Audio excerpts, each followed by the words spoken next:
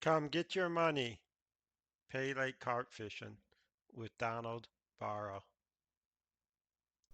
Hi, everybody. It's Donald Barrow. Come get your money.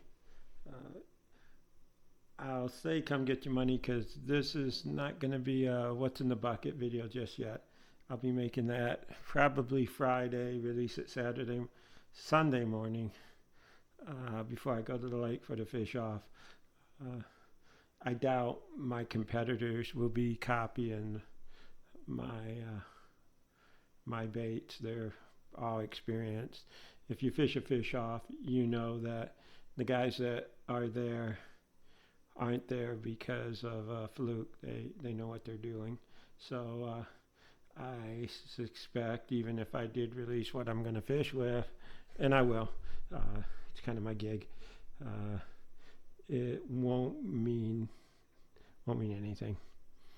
It didn't hurt that I was on fire last Saturday night, but uh, I have no doubts I was humbled last year.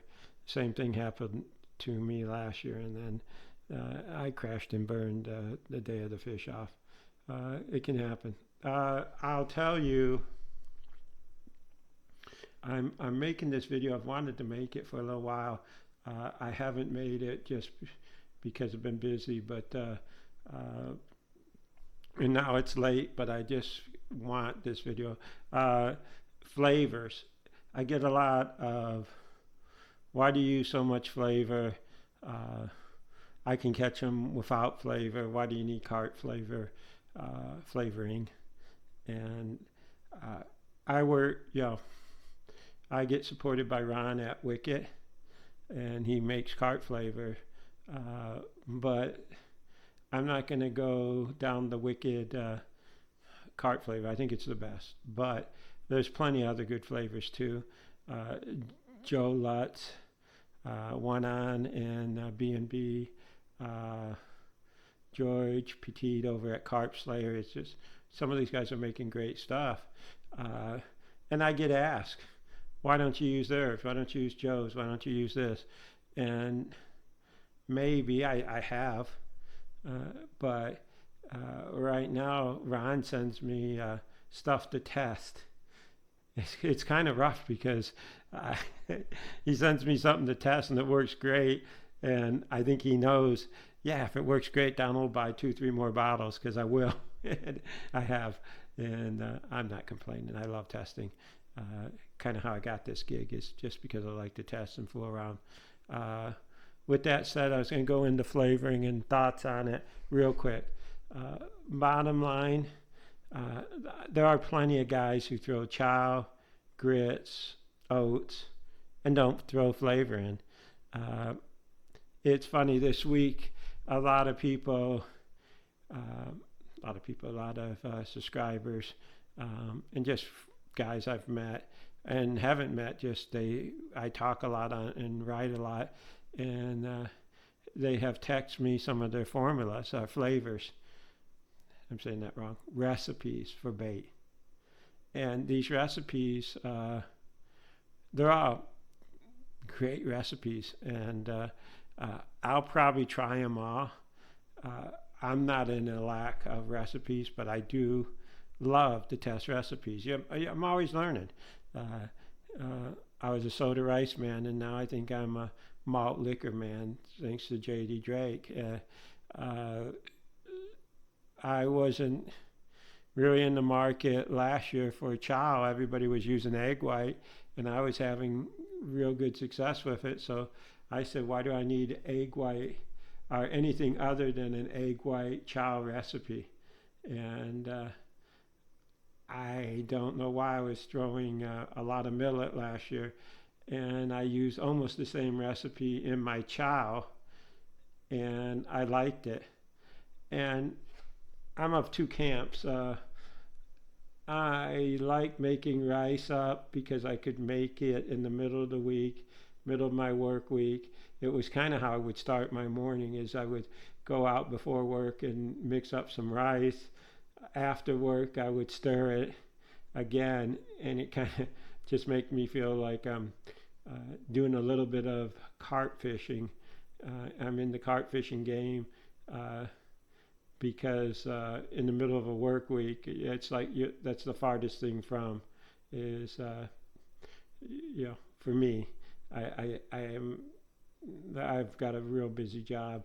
I manage quite a few people, and uh, fishing on weekday nights just wrecks me for my job, and I'm counting on to be alert and responsible, and uh, it just doesn't work out for me. So, getting back to it, so I like making bait beforehand. Not only that, it's just before I get in the truck, I grab the bait, pack a ball, and throw it into a bucket of water. Just I know it's going to pack, I know it's going to break. I'm off to the lake. Sometimes it doesn't work out great, but that's what it is. Uh, I also carry a bag of pre-mixed grits. Works almost any time of the year. And if my bait isn't working, you know, I throw the grits into a bucket. I throw some fermented pineapple, my prison grits recipe. I throw it over the top, and it's almost instantly made up bait at the lake. I can throw some flavor into it. I can throw it plain. A lot of people throw grits plain. Uh, and the topic is flavoring, so I won't go down a rabbit hole like I'm starting to, but the bottom line is uh, plenty of guys. I know guys that just put water in chow and throw it. And pretty much the same with grits. I had a grits recipe where you just basically use pine water and maybe a little soda. And these guys can throw it. Um, and that's pretty darn simple if you can make it up that way and throw and be successful. I have had mixed results. And specifically, I'll just say it, I've not won too much using plain, no flavor bait. I have won with the grits. I've never won with chow. I've never won, certainly not with rice. Always have flavor in rice. Not in oats. I have made oats just with corn, mostly like wild carp fishing, but at a pay lake, always have flavor. And other guys don't. How much flavor? I gotta tell you, I use flavor as a base of my recipe. What I mean by that is it's kind of a litmus test. It's I generally, if I'm throwing a new flavor, I judge how thick it is. I pour it in its own cap and go, whoa, that's pretty thick.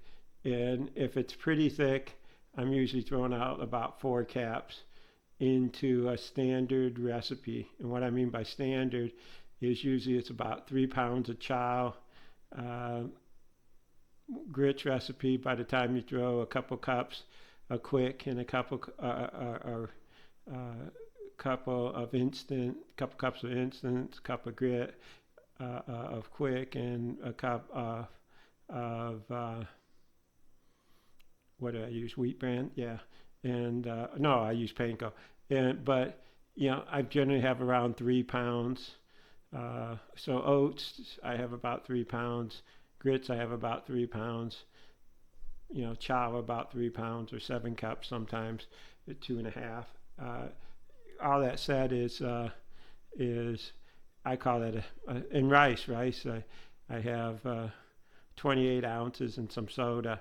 So doing the math, that's like a standard size for all my baits. And I start off, if it's thick, 2 to 4 caps.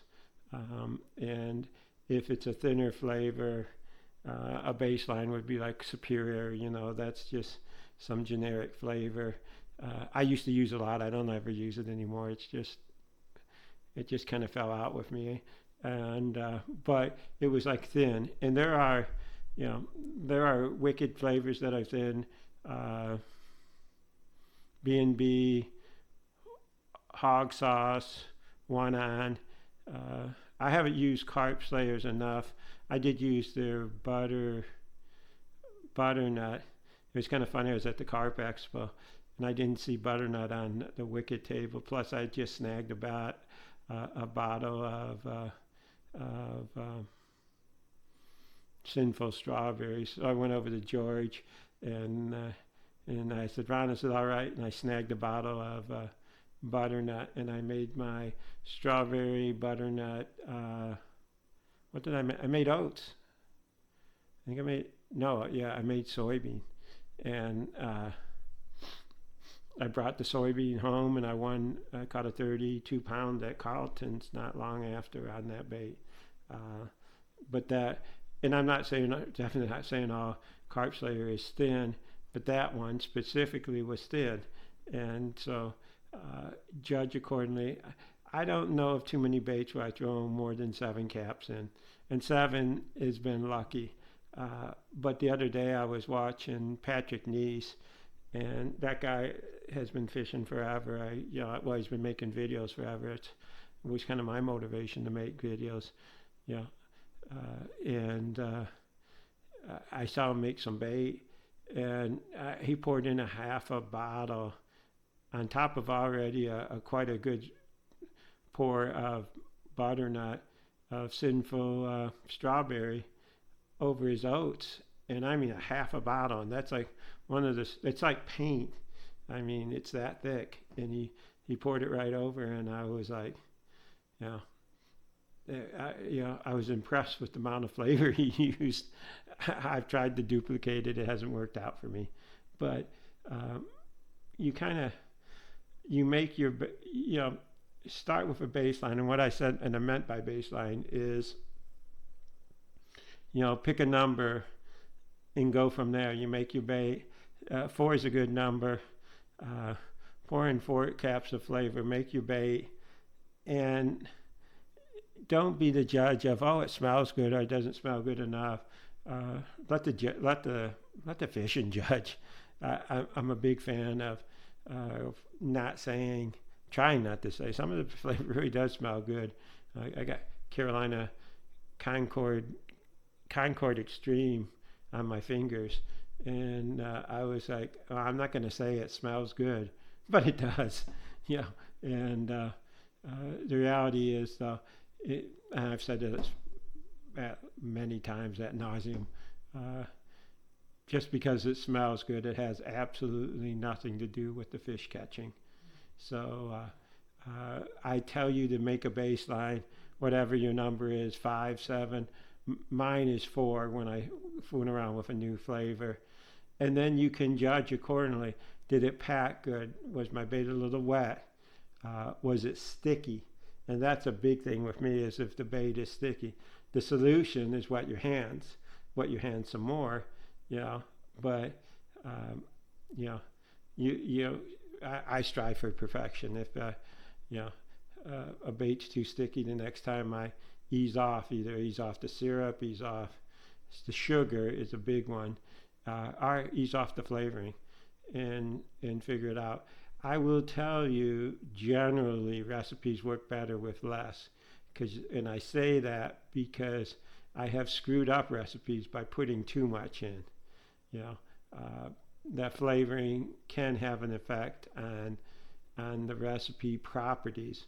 And when I say properties, the only thing I care about is in a recipe property is, can I pack the ball? How tight I can pack it, and will it break? It's really the only 2 things for me. If I can pack that ball, easily, and it breaks, I like a minute and a half.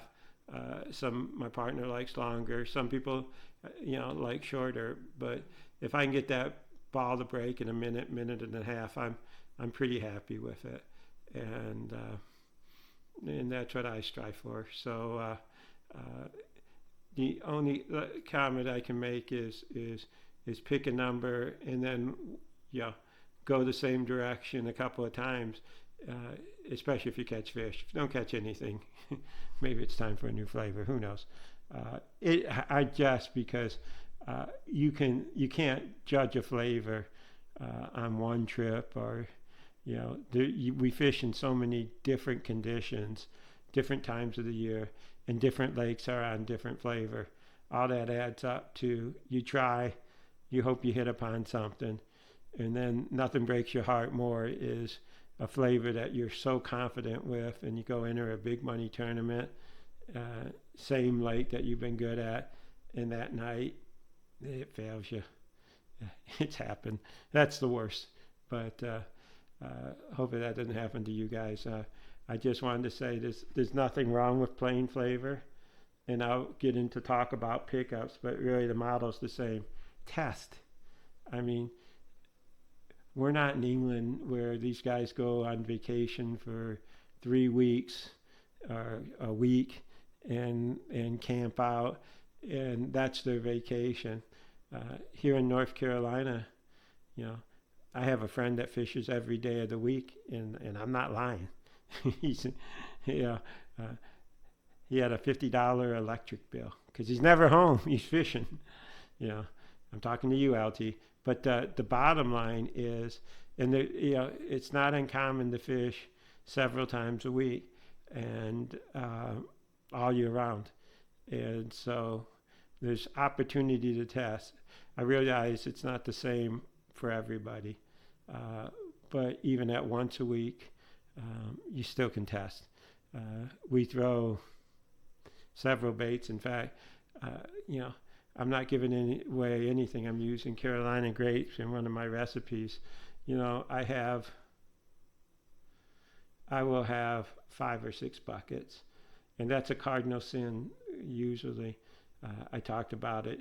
Honestly, you should never use more than 2 buckets, but I'm fishing the fish off.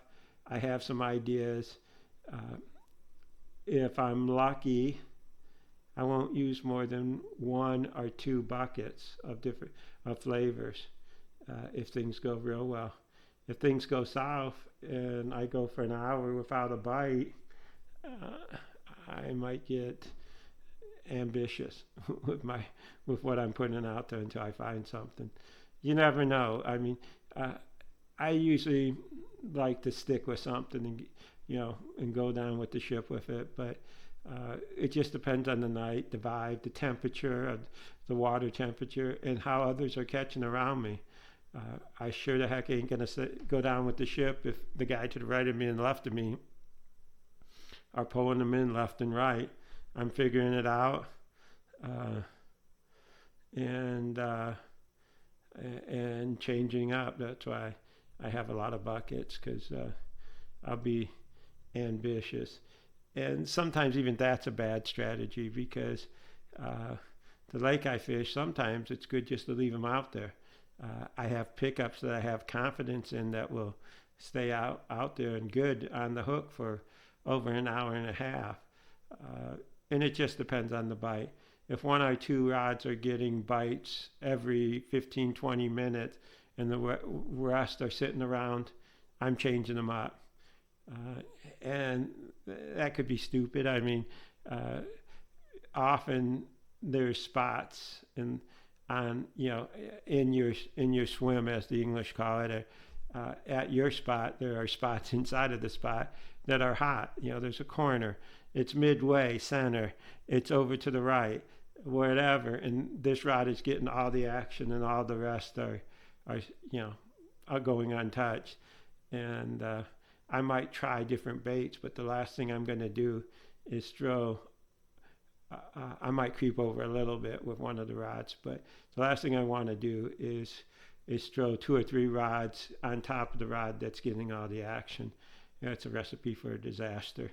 You will run them out, and if you put too many lines in a spot, fish start bumping into them, and you're like, yeah, the fish are there. Yeah, well, they're not biting, because every time they bump into the line, a red flag goes up with the fish, and they take off, and they take their buddies with them. So you don't want to do that. So I'm rambling again, but the guys who ask about flavor, I hope I was a little bit sane about this, and I just wanted to share my thoughts. And no better way to get to those 500 subscribers is to make 500 videos. So thank you, everybody. See you later with what's in the bucket. I think I'm going to also talk about pickups and hooks possibly this week. I took some time off So maybe I get ambitious. But thank you again. Bye now. I hope you enjoyed my video. Please like and subscribe. And thank you. Appreciate it.